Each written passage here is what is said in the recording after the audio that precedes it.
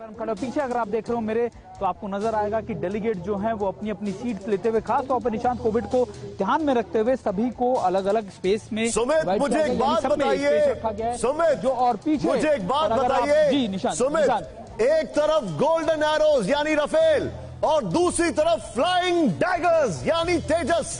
क्या अद्भुत वो दृश्य होगा जब हम इन दोनों को एक साथ देखेंगे। अद्भुत नजारा तो उन लोगों के लिए होगा, उन मुल्कों के लिए होगा जो लगातार इसके आने के बाद से इसको सर्च कर रहे हैं, और वो तस्वीरें हम सीधे उनको दिखा रहे हैं। पहली तस्वीर मैं आपको फिर ले जाता हूं, क्योंकि बीच बीच में मैं आपको ये दोनों तस्वीरें दिखा रहा हूं, समझा रहा हूं कि पहली तस्वीर अगर आप देख लीजिए, आपको नजर आएगा राफेल की तस्वीर, शानदार तरीके से खड़ा हुआ। और आपने जिस तरीके से बताया कि हमारी खूबसूरती है सरदर्द, वो हमारी खूबसूरती भी है और सबसे बड़ी मजबूती भी है निशांत, कि वो एक तरफ आप सर्वधर्म देख लीजिए, तेजस और ये खास हमारे दर्शकों को, यानी जो हमारे दर्शकों को वो बात क्यों नहीं बता रहे हैं आप? डिप्लोमेटिक नजर आप देख लीजिए। सुमित, आप हमारे दर्शकों को वो बात क्यों नहीं बता रहे, क्यों शर्मा रहे हैं? जरा बताइए हमें।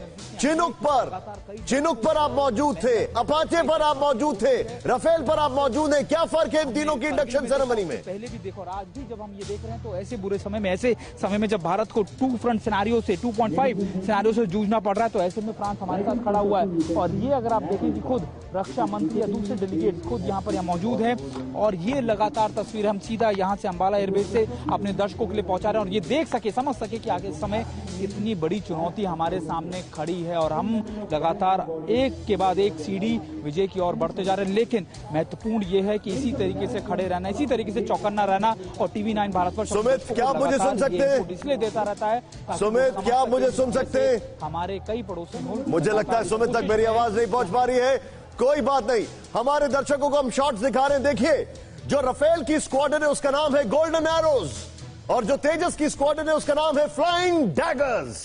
और आप सुन के हैरान होंगे, तेजस की तुलना पाकिस्तान अपने J-17 से करता है, और ये वो J-17 है जो 3 तरफ का मिश्रण है। उसका डिजाइन रशिया का है, चाइना और पाकिस्तान के कोलैबोरेशन से बना है, और फिर भी वो तेजस नीचे है फिर भी वो J-17 तेजस से नीचे है। बल्कि आप ये सोचें, जो तेजस है वो MiG-21 से बेहतर है। इतना ही नहीं, मैं आपको बताना चाहूंगा राफेल के बारे में, आपको जो जानकारी दे रहा हूं, ये अभी के थोड़ी देर पहले के विजुअल्स हैं जो आप देख रहे हैं। राजनाथ सिंह जी ने पूजा की। मैं चाहूंगा फुल स्क्रीन पर सिर्फ राफेल दिखाएं अभी, और राफेल के एक्शन वाले शॉट्स हम दूसरी तरफ आपको दिखाना चाहेंगे। दोनों शॉट्स, एक तरफ राफेल के और दूसरी तरफ राफेल के एक्शन वाले शॉट्स, क्योंकि वो तस्वीरें दिखाना आपको जरूरी है, क्योंकि राफेल का जो खौफ है वो इतना ज्यादा है, राफेल की दहशत इतनी ज्यादा है, राफेल को लेकर मोमेंटम इतना ज्यादा है। ये इंडक्शन सेरेमनी आपके सामने चल रही है, ये देखें आप। और मैं सीधे लेकर चलूंगा, मेरे साथ जनरल कुलकर्णी मौजूद हैं, उनके पास भी। General Kulkarni, very quickly sir, Rafale का आना एक अपने आप में बहुत हिस्टोरिक मोमेंट इसलिए भी होता है क्योंकि भारत के लिए मशहूर था कि यहां पर डिफेंस डील्स जो होती हैं वो अपने अंजाम तक नहीं पहुंच पाती हैं, उनमें बड़ा लाग लपेट होता है। 2012 में इसके नेगोशिएशन शुरू हुए, फिर कहां चले गए कुछ पता नहीं, कंट्रोवर्सी शुरू हो गई। ये इस लिहाज से आप क्या कहेंगे, ये अपने आप में उस लिहाज से भी एक बहुत बड़ा टेक्टोनिक शिफ्ट होगा स्ट्रैटेजी के बाद?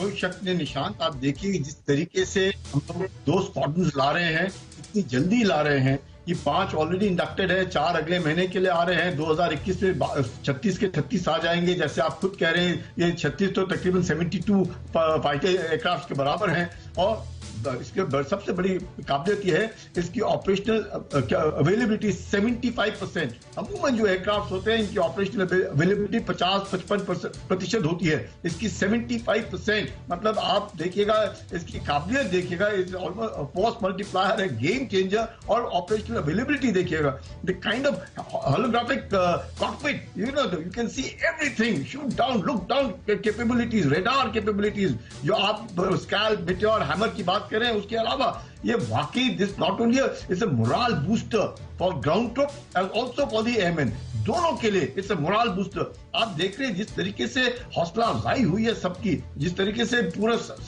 देश, पूरा विश्व, अपना पूरा हिंदुस्तान खुशी मना रहा है कि वाकई। कुलकर्णी सर, आज हमारे संजय हमारे इस इस युद्ध घाता के संजय जो आज हैं वो दो हैं, एक है अभिषेक उपाध्याय और दूसरे सुमित।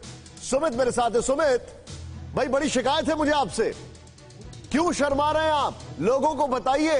अपाचे, चिनूक और राफेल तीनों के इंडक्शन सेरेमनी में आप मौजूद थे।